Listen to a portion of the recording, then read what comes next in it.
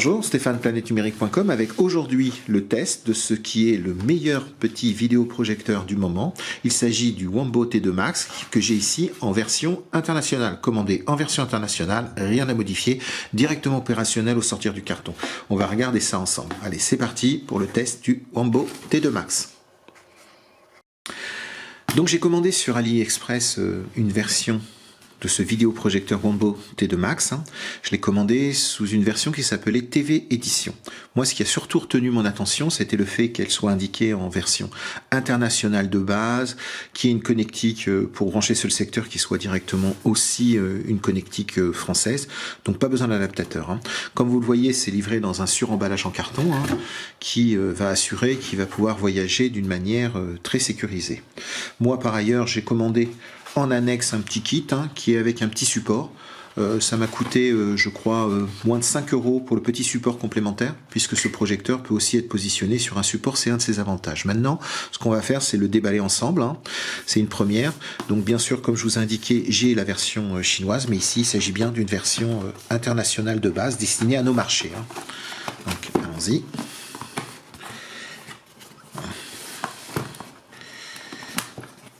Voilà ce que c'est quand on n'a qu'une main.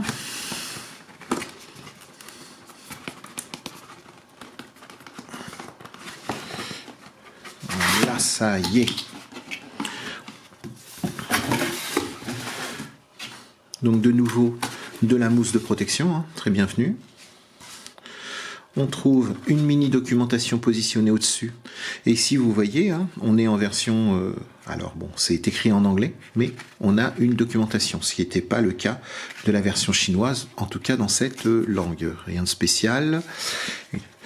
Ensuite, on trouve le vidéoprojecteur lui-même, ici, de nouveau bien protégé. On va le regarder ensemble après. Et pour finaliser, dans la boîte, on a un ensemble de... ici d'accessoires que je vais sortir, et ces accessoires sont, voilà, c'est bien vide, sont un adaptateur secteur, une prise bipolaire comme vous voyez, qui est une prise complètement compatible avec nos prises françaises, et la mini télécommande. Donc de base, la différence avec la version chinoise, je préfère vous le dire pour ceux qui comme moi, auraient acheté une première version dans un premier temps, mais ça n'a pas vraiment d'intérêt puisque maintenant vous allez, sauf si vous faites une erreur, acheter une version internationale. Donc la différence, c'est que ce câble, bien sûr, était donc un câble chinois, et puis ensuite la documentation était elle-même chinoise. Maintenant, je vous propose qu'on regarde un petit peu le vidéoprojecteur en tant que tel, on va le découvrir. Regardez déjà comment il est mimi, c'est déjà quelque chose qu'on remarque de base. On a une très belle finition déjà, ça fait pas du tout jouer, je sais pas si vous le voyez en vidéo, mais on n'est pas sur un plastique qui fait plastique bas de gamme, etc. Donc moi, ce que j'aime sur ce projecteur, j'aime son format galbé, vous voyez, qui est tout en arrondi.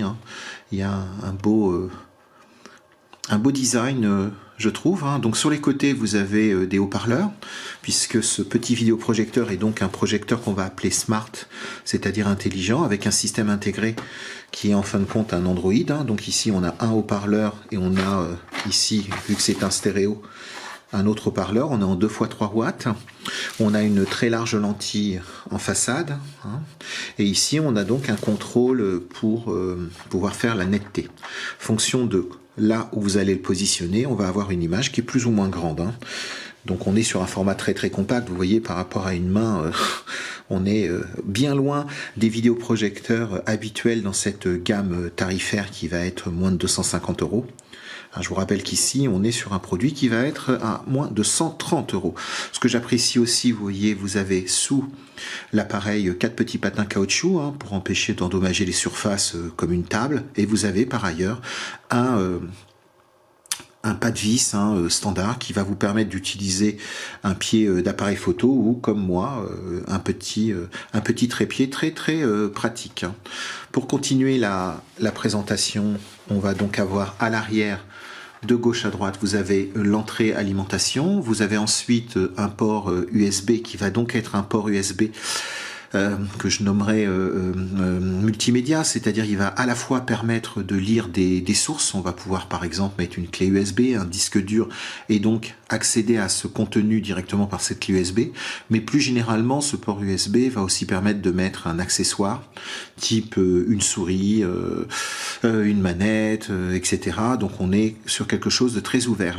L'entrée ensuite HDMI-C, qui va être fonctionnée jusqu'à du HDMI 2, puisque la caractéristique du T2 Max, c'est donc aussi de pouvoir accepter des entrées en 4K. On ne rêve pas, ça entre en 4K, ça va sortir au maximum en 1080p, on est en Full HD. Aussi particularité du T2 Max, puisque ce projecteur existe aussi sous d'autres versions qui s'appellent le T2 Free et T2 Pro.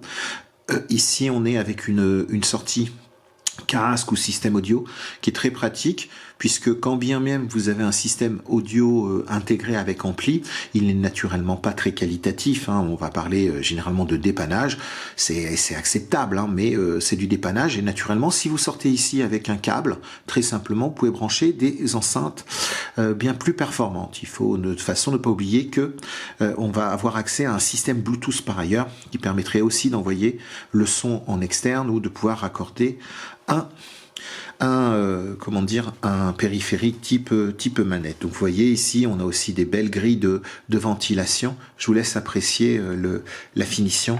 C'est naturellement un point qui est très sympathique. Et puis aussi, comme il est compact, vous imaginez, très facile à balader, juste avec son adaptateur secteur, vous allez pouvoir l'emmener un peu avec vous si vous voulez, ou du moins trouver un petit espace chez vous dans votre chambre d'étudiant ou dans votre pièce de vie, assez simple pour le positionner. Et donc maintenant, ce qu'on va faire, on va le mettre en service, on va le brancher, on va regarder comment en tout cas se passe la première mise en service. Bien, voici le petit projecteur donc monté sur le pied, que je vous recommande de prendre. Si vous achetez un kit pour 5 €, ça serait quand même dommage de pas le prendre, vous voyez. Et je me suis absolument pas mis dans une installation haut de gamme. J'ai pris une toile que j'avais sous la main, je l'ai simplement punaisé sur un mur, puisque je pars du principe quand même que ici on va être aussi dans des installations, comme je dis, de chambre d'étudiants, des choses assez simples. Donc on n'est pas dans un environnement home cinéma, on veut se faire plaisir et avoir des produits abordables. Je vous montre la télécommande peut-être un petit peu plus en avant. Bon, elle est noire les boutons sont noirs et gris, donc c'est pas facile. Vous avez ici une télécommande d'une taille un peu classique dans le monde des box Android, avec un changement ici du volume en cas de volume intégré, un pavé multidirectionnel de choix de direction avec un bouton OK au milieu, en haut la possibilité d'allumer, un mode souris qu'on va pouvoir découvrir, différents ici une roue crantée pour accéder aux réglages, possibilité d'aller aussi à gauche et à droite, ici un menu maison, un retour, un menu complémentaire et un mode sourdine. Comme vous voyez, le projecteur est branché donc sur le secteur. Par défaut, vous avez ici une petite diode rouge, et quand je vais appuyer ici ou avec la télécommande, elle va passer au vert et on va pouvoir maintenant découvrir l'interface du projecteur. Il faut quelques secondes pour qu'il s'initialise et c'est parti. Donc je vais positionner l'écran de manière à ce que vous voyez bien. Je suis en environnement lumineux de journée, donc situé à environ 1m40, 1m50 maximum de l'écran, ce qui me permet d'obtenir une surface de base d'environ un écran équivalent à 40 pouces. Donc ça fait partie des opportunités du produit. À 1m50, vous allez avoir un écran 40 pouces. Si vous le reculez à 2m50, 1 mètre de plus, vous allez passer à 80. Potentiellement à 3 mètres, vous auriez une image de 120 pouces. À savoir que cette image, naturellement, elle sera de moins en moins lumineuse au fur et à mesure que vous reculerez. Le projecteur annonce une luminosité d'environ 120 lumens en si, c'est-à-dire possibilité d'utilisation à partir d'une pénombre. Mais vous voyez, ça reste acceptable en journée. Alors naturellement, le point, c'est que vous allez vous dire, ah, c'est pas très lumineux. Tout vient de cette interface de base. Ici, je vous laisse découvrir le lanceur, c'est-à-dire la surcouche applicative qui est donnée par le projecteur. Cette surcouche applicative, elle n'est pas très esthétique, au sens où vous avez un voile bleuâtre un peu partout, hein, qui apparaît ici. Donc il s'agit, je l'ai absolument jamais mis en service, donc vous arrivez sur une application ici qui est un petit peu traditionnelle, au sens où vous avez des lignes avec des sélections en haut, a priori des nouveautés, hein, qui viendraient sûrement de YouTube en général, un accès au magasin d'applications internes, ensuite des applications proposées par défaut, hein, qui sont le réglage du zoom, Miracast, lecteur multimédia, YouTube météo, un navigateur, les settings, et puis aussi encore voilà, un système de partage d'écran, sélection en termes de musique, sélection en termes de sport, la sélection de la source HDMI et les réglages. On est donc dans une version en langue anglaise.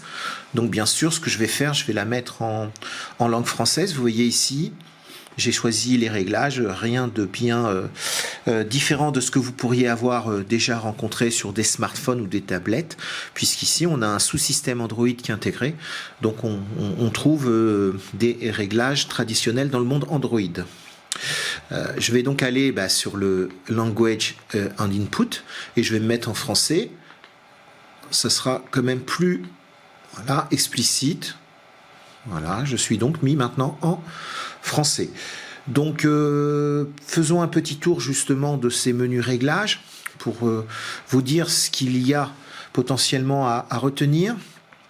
Si on va dans le à propos du téléphone, sachant que c'est pas un téléphone, vous allez donc découvrir qu'il s'agit d'une version relativement ancienne d'Android. C'est une version 6 avec des correctifs de sécurité assez anciens. Tout ça, ça s'explique par le processeur qui est utilisé sur ces systèmes multimédia. On trouve aussi ce processeur sur des décodeurs TNT avec Android. Il s'agit d'un processeur M-Star de T2M+. Donc, bon, c'est ce qui explique la limite en termes d'ancienneté du système.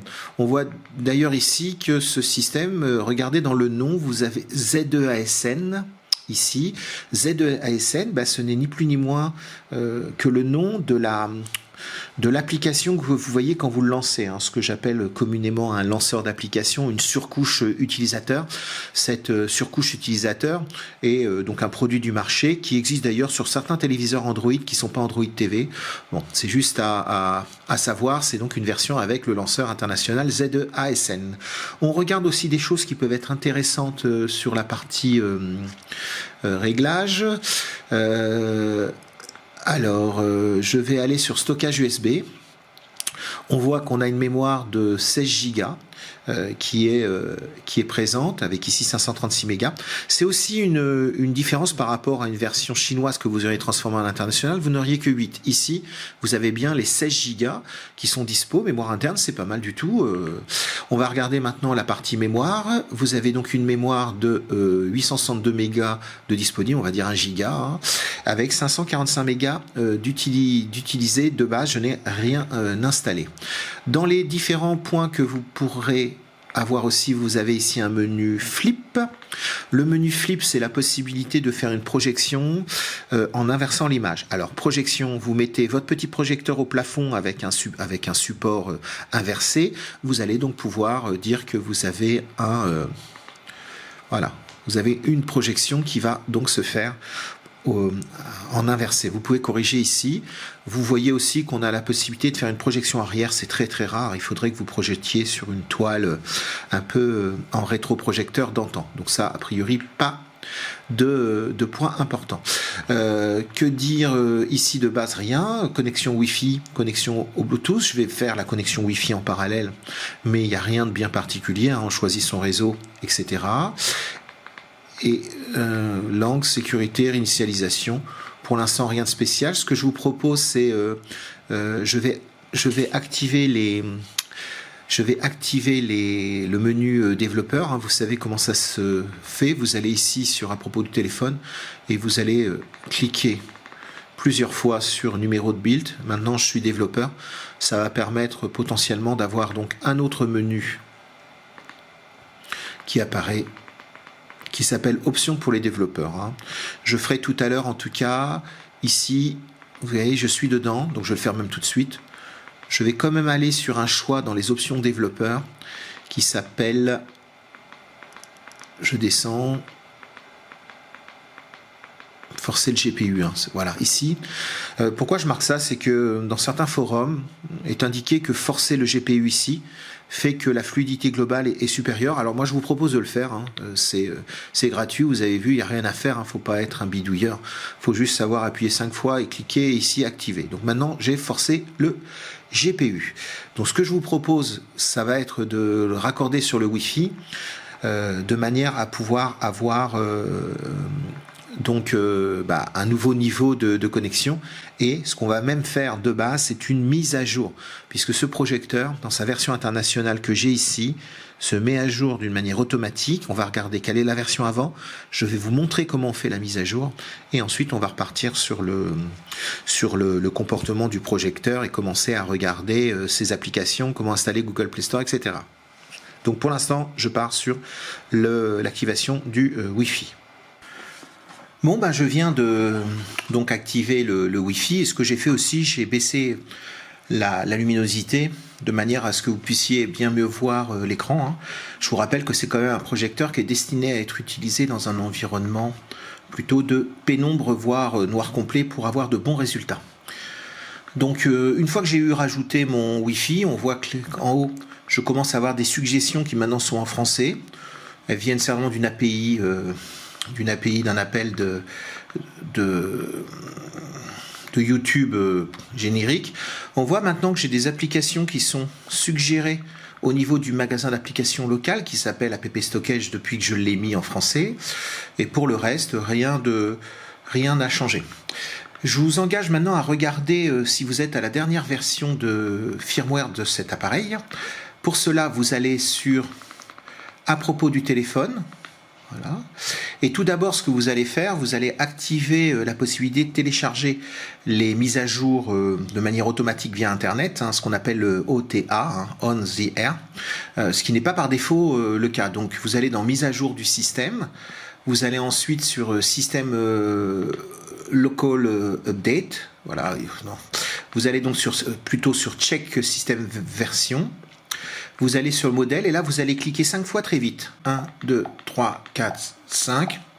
Voilà, maintenant il est OTA mode is open. Ça veut dire que à partir de cet instant-là, je garantis que mon appareil est capable de télécharger les mises à jour. Et si je vais sur mise à jour du système et je vais sur check system version, je vais avoir la possibilité de vérifier que la version, voilà ici, ma version qui est donc datée 21.01.09 15 et donc la dernière version. On fait un petit tour sur le menu pour maintenant découvrir une fonctionnalité que je vous avais pas encore présentée, qui est donc l'ajustement en termes de réglage, le fameux Zoom Settings ici. Dans la version internationale que j'ai eu l'occasion de tester préalablement, ce choix Zoom Settings était dans les paramètres. Maintenant, il se retrouve en premier niveau applicatif. Il a légèrement évolué. Avant il y avait 3 choix, maintenant il n'y a plus que 2 choix. Vous avez la possibilité de régler ici les 4 coins de votre écran de manière à ce que si votre projecteur est situé en latéral, imaginez, regardez, qu'il soit situé de manière à vous déformer l'image d'une manière majeure, vous aurez la possibilité de retravailler cette partie en ajustant ici, comme vous voyez, je vais vers la droite. Vous distinguez la croix verte en haut. Voilà, par exemple ici je vais ajuster sur donc les 4 côtés. Donc ça c'est une fonctionnalité qui est très intéressante, mais il faut savoir que cette fonctionnalité, quand elle est activée, malheureusement par défaut elle est activée, elle provoque des légères saccades au niveau du projecteur qui doit traiter l'image pour vous la redresser. L'infinity scaling, c'est un zoom plus général pour en fin de compte réduire l'écran. Vous voyez ici, je diminue l'écran en général, ou je peux le compresser verticalement ou le compresser horizontalement. Donc, c'est cette fameuse fonctionnalité de correction de trapèze qui est présente dans ce petit projecteur, ce qui n'est pas habituel sur un projecteur de cette gamme. Maintenant, je voudrais qu'on regarde la partie magasin application. Donc, vous voyez ici, c'est le magasin application. Ce que vous voyez à côté, ce sont des suggestions. Si je choisis de télécharger Netflix ici, le système va me proposer le téléchargement d'une version Netflix qui est une version assez ancienne, une version 4 qui correspond à une version tablette smartphone qui n'a pas besoin d'avoir les DRM. Les DRM, c'est-à-dire les droits de lecture pour aller sur de la HD. Donc c'est une version de Netflix qui va fonctionner en simple définition. Donc 480p. Ici, vous voyez, version 4.16.1 et vous allez pouvoir lancer le téléchargement en cliquant sur télécharger. Donc c'est assez intéressant puisqu'en fin de compte, le projecteur n'est pas compatible avec toutes les applications Android du moment, mais il peut être compatible avec des anciennes versions qui sont plus disponibles directement. Ce logiciel, ce marché d'applications locales va vous permettre de les télécharger. Ça c'est voilà. Bon, c'est intéressant, sinon par ailleurs on peut les trouver sous une forme APK traditionnelle, mais au moins vous avez la garantie de ne pas avoir un produit qui soit piraté. Donc là je le laisse télécharger.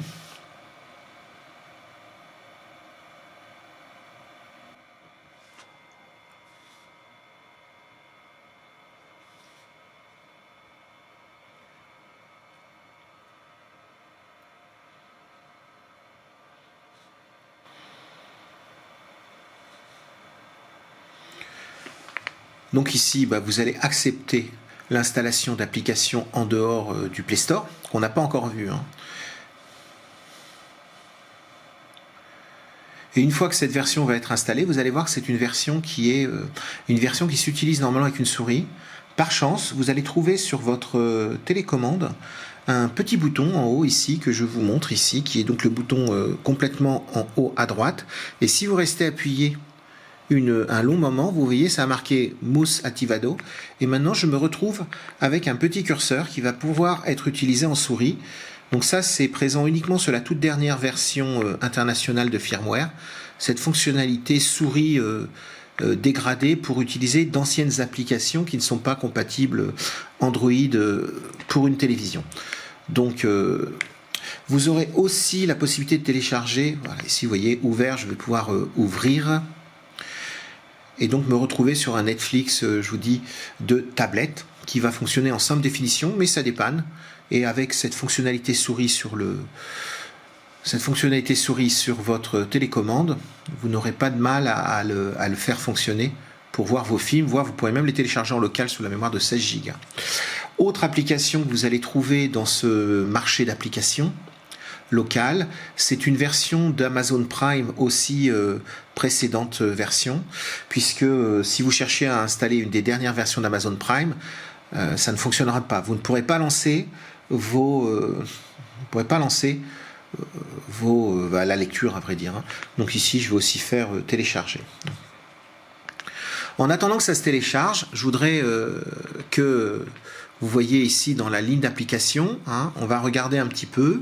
Vous avez un choix Mcast, Miracast, qui permettrait en théorie de faire fonctionner un smartphone Android pour envoyer la vidéo.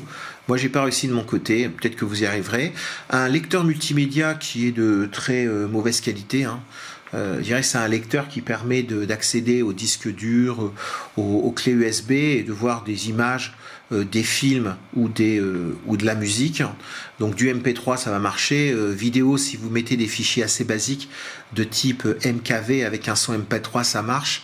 Si vous commencez à mettre un son multidimensionnel du type AC3 ou DTS, ça marchera pas. Donc c'est un lecteur très très ancien que je me souviens avoir vu sur de très très vieux décodeurs TNT.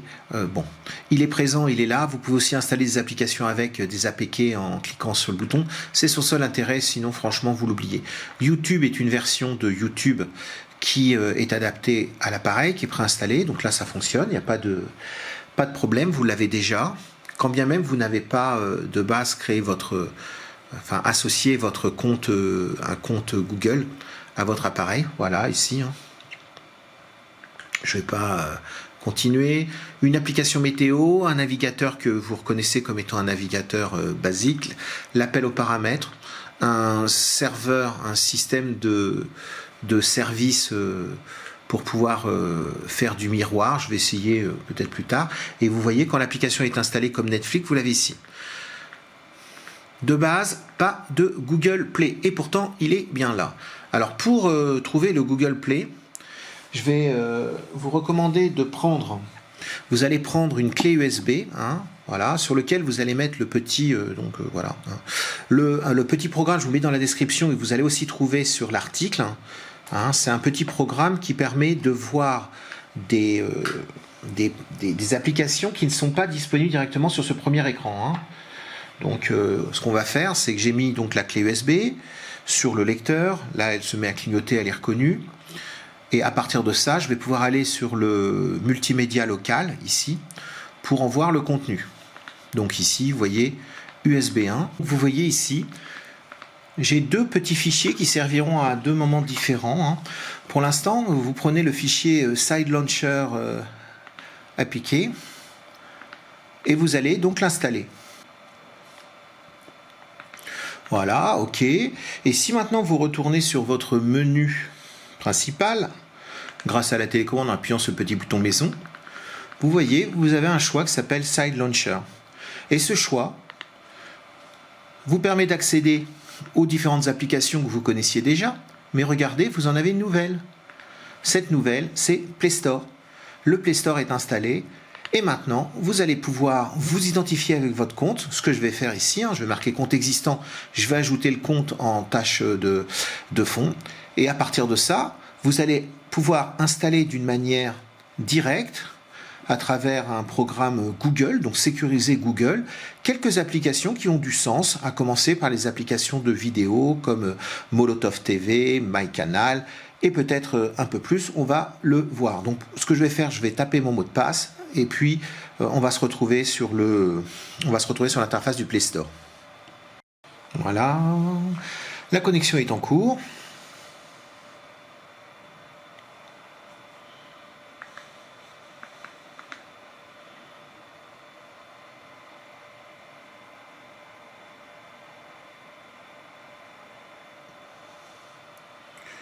Et voici donc l'interface de Google. Vous remarquerez que c'est un Google Play Store édition Android TV qui se trouve fonctionner très correctement. Il référence des applications. La plupart vont fonctionner directement, d'autres ne fonctionneraient pas. Par exemple, vous avez l'application donc Amazon Prime Video qui est disponible ici, vous voyez, mais elle ne fonctionnera pas. Donc ce que je vais faire, je vais installer Molotov TV. Donc l'objectif d'installer Molotov, c'est la possibilité de capter la télévision à travers votre liaison internet, hein, ici directement Wi-Fi, ça peut être assez sympathique. Je vais aussi installer un MyCanal pour vous montrer que cette application aussi fonctionne correctement.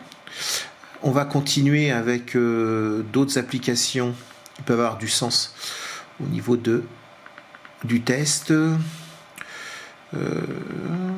Bon, pour l'instant c'est en train de télécharger, hein, je vous montre, voilà, ici vous avez Pluto TV qui vient juste de sortir, donc je vais installer Pluto TV, c'est de la télévision linéaire, 40 chaînes de télévision linéaire et un petit peu de rattrapage, avec des fonds de catalogue, mais bon, qui peuvent avoir un petit intérêt, surtout que c'est gratuit, ce serait quand même dommage de s'en priver.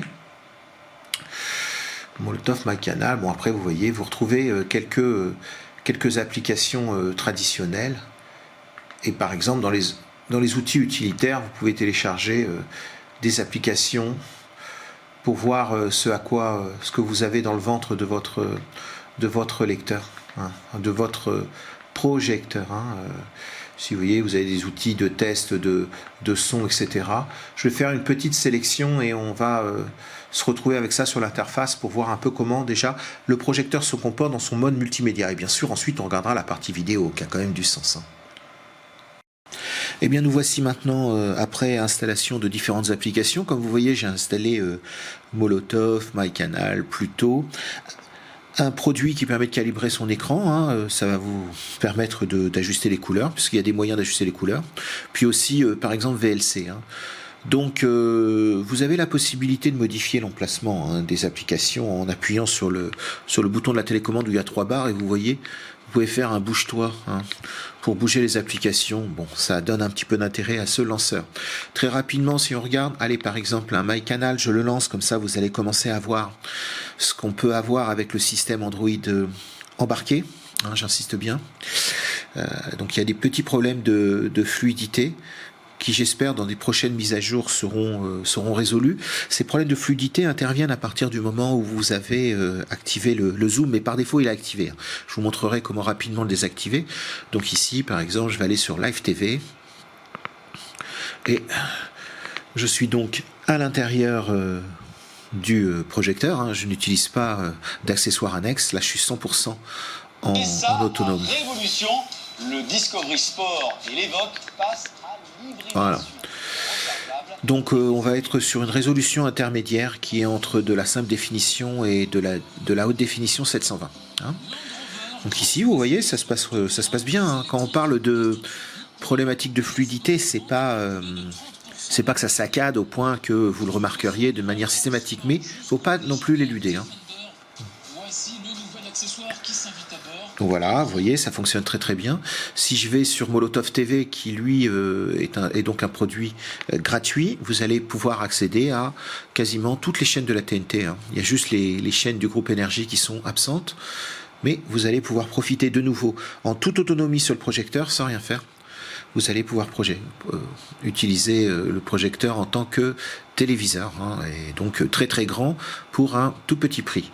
Hop, de nouveau, par exemple, je prends exactement le même programme Automoto de ce matin.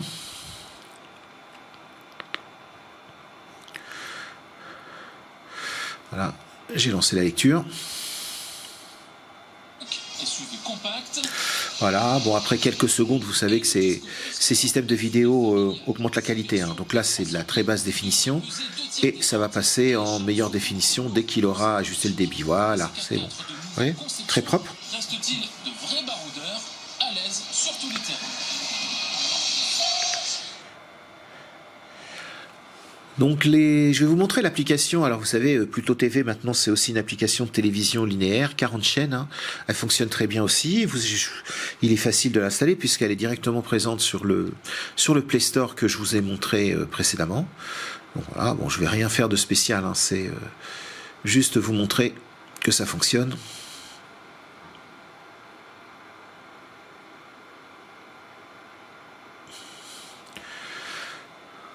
Donc une des chaînes, la chaîne rétro, et normalement, voilà. Voilà. Mais de quoi est-ce que tu as peur et qu'est-ce qui ne va pas chez toi? Par exemple, ce film est un classique, mais ça peut faire plaisir de le revoir. C'est gratuit. Vous avez juste 9 minutes de publicité par heure. Regardez le petit programme télécalibration ici. Il est bien parce qu'il vous permet de voir des sondes, enfin des mires, de manière à pouvoir ajuster les couleurs, ajuster la luminosité, sachant que vous pouvez le faire en appuyant sur une pression longue sur le bouton avec les 3 barres de la télécommande. Vous pouvez faire apparaître, vous voyez maintenant sur le côté, de quoi ajuster l'image, les couleurs, le son. Alors c'est un peu particulier, moi j'ai réussi à le faire fonctionner, vous voyez, quand je choisis des modes différents, il n'y a que le mode user ici qui peut être ajusté. Mais c'est pas toujours visible du premier coup. Parfois, il faut redémarrer, donc c'est un peu particulier. Mais sachez que vous avez donc un menu ici, en appuyant une fois une pression longue sur le bouton avec 3 barres de votre télécommande. Alors maintenant, ce que je vous propose de voir, c'est la fluidité avec un Fire TV Stick que j'ai donc installé à l'arrière du projecteur. C'est très pratique parce qu'en fin de compte, le projecteur peut alimenter le Fire TV Stick. Donc il n'y a pas besoin d'avoir une source d'alimentation. C'est un compagnon qui est très pratique, surtout que ça ne vaut que moins de 30 € pour le premier modèle. Et ici, je suis donc sur le Fire TV Stick. Et ce qui est assez intéressant, comme je peux vous montrer, je vais piloter mon Fire TV Stick en utilisant, bon, vous ne le voyez pas ici, j'utilise la télécommande. Vous voyez ? C'est la télécommande du projecteur. Alors comment j'ai fait ça? Eh ben, vous appuyez de nouveau une petite pression sur le bouton avec 3 barres de votre télécommande, hop, et vous allez voir apparaître un nouveau menu ici. Vous allez pouvoir sélectionner la qualité de l'image entre standard, soft, user. Vous voyez, ça s'ajuste bien, hein. Vous allez pouvoir sélectionner la partie audio, par exemple movie, musique ou sport, ou de nouveau personnalisé, hein. Le son est vraiment très correct, hein, pour avoir regardé des films, franchement, c'est très correct pour les petits haut-parleurs intégrés. Et ici, ce que vous allez faire dans ce menu, troisième, vous allez choisir HDMI CEC, vous allez le mettre sur On, très important, hein. Arc, bon, c'est pas nécessaire, vous pouvez le mettre sur On. Et comme vous voyez dans Device List, j'ai mon Foyer TV qui est là. Ce qui explique que j'ai la capacité de piloter, bon, je suis revenu en arrière, en cliquant trop fort, mais vous avez la possibilité de piloter votre Foyer TV Stick directement avec la télécommande du projecteur. Donc plus besoin de jongler avec 2 télécommandes pour, on va dire, 80% des opérations classiques de lecture, il n'y a rien à faire. Choisissez aussi ici une HDMI version, essayez, bon, a priori le 1.4, ça sera très très bien pour ce qu'on a à faire, mais vous voyez qu'on peut aller aussi sur du HDMI 2. Donc regardez si à un moment, en changeant entre les différentes versions, vous pourriez gagner à un quelconque moment de la fluidité, hein. Ça c'est sans garantie. Et puis donc voilà, et mon Foyer TV Stick est ici. J'ai donc toutes les mêmes applications que ce que je peux avoir par ailleurs, sauf qu'ici je vais les avoir avec la possibilité d'aller jusqu'au Full HD. Donc je vais lancer une série B, voire Z, juste pour que vous puissiez juger de la fluidité. Donc ça, c'est une série qui est sur Netflix. Enfin, c'est un film.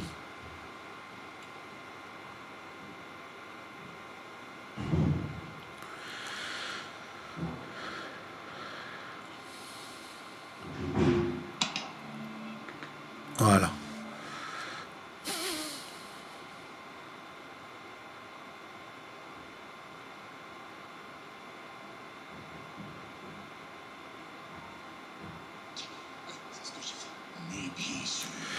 Voilà. Donc un super film que je ne vous recommande pas, mais qui permet de voir que bon, il n'y a pas de problème majeur de fluidité maintenant, sachant que mon projecteur est aussi, j'ai un zoom activé, hein. Voilà. Et justement, alors ce zoom, c'est ce qui peut expliquer, enfin le zoom, le traitement numérique de l'image, on va dire, c'est ce qui peut expliquer quelques petits problèmes de fluidité, enfin, bon, surtout quand vous utilisez des applications à l'intérieur du projecteur. Il y a une petite astuce que je vous montre, elle consiste à installer l'ancien lanceur d'application de la version chinoise. Donc ce lanceur d'application que vous allez installer, c'est un APK, vous allez le préinstaller, et ensuite, dans les paramètres, ici, vous allez pouvoir spécifier dans le menu accueil, juste un tout petit peu, vous allez aller sur New Launcher, hein, qui est donc le fameux ancien launcher en fait, hein, et ce faisant, je l'ai choisi, hop, je remonte, je reviens sur le menu et me voici dans le lanceur d'application chinois, de la version chinoise. Et ce lanceur d'application chinoise, dans Settings, vous aviez la possibilité, dans le menu projection, de désactiver le zoom. Ça nécessite de redémarrer le projecteur, hein, il va redémarrer, et quand il va redémarrer, vous allez avoir en fin de compte le zoom de désactiver.